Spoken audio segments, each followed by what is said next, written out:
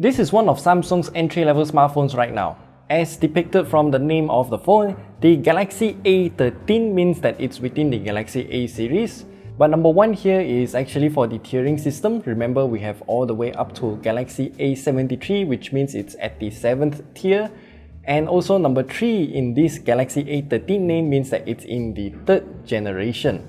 But despite this phone aiming towards a more entry-level segment, it's actually quite interesting. So let's begin.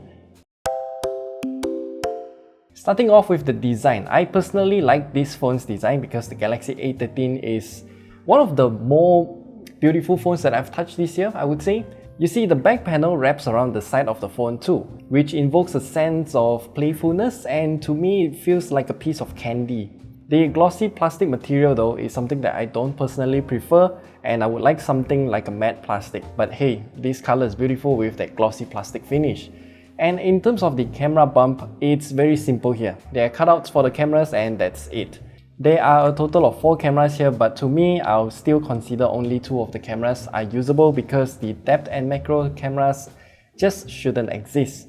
Anyway, the picture quality does look decent, but under bright sunlight there is a tinge of blue hue. It's nothing too major, but it's definitely noticeable to my eyes. And that 5 megapixel ultra wide angle camera, well, it kinda looks a little bit pixelated. Granted, the pictures still look decent, but it's a bit noisy. And as for the screen is also very straightforward, I would say. So this phone is using a 6.6-inch PLS LCD screen with a resolution of 2408 by 1080 pixels in resolution and at 60Hz refresh rate maximum. Honestly speaking, the screen looks fine to me, but the automatic brightness is an issue though. It tends to automatically adjust the brightness either too slowly or it's too dim. This is also a minor issue, and I think a software update can remedy this issue. But currently, I just think that it's a bit annoying, so maybe don't use automatic brightness until it's solved. And this phone is also equipped with the Exynos 850 chipset. I never knew that this chipset even existed, but it performs well enough for day-to-day tasks. Don't expect this phone to be playing any high-end games though, because this is still considered an entry-level smartphone. And if you are thinking about Genshin Impact, then it's not even available in the Google Play Store for this phone to download. And as for the battery life though, it's fairly decent because on this phone here we have a 5000 mAh battery and it can last for more than 16 hours in our PC battery life test. And I'll have to say, that also means that this phone can last for 2 days with just a single charge of your battery. And in terms of the charging speed though, that is something that I cannot test completely because we were only sent this phone itself to test. So we resulted to use our Ugreen charger, and from what we know, this phone also accepts 15 watts of fast charging.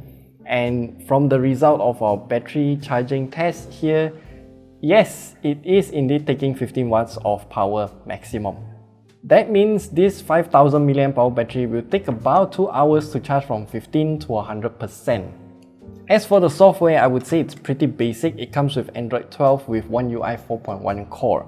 The core version here means that there are a few features that are removed. The more advanced features like Samsung Pay and Bixby routines are just not here. However, we still have Edge Panel, which is a feature that I use frequently, so I'm glad that they retain that.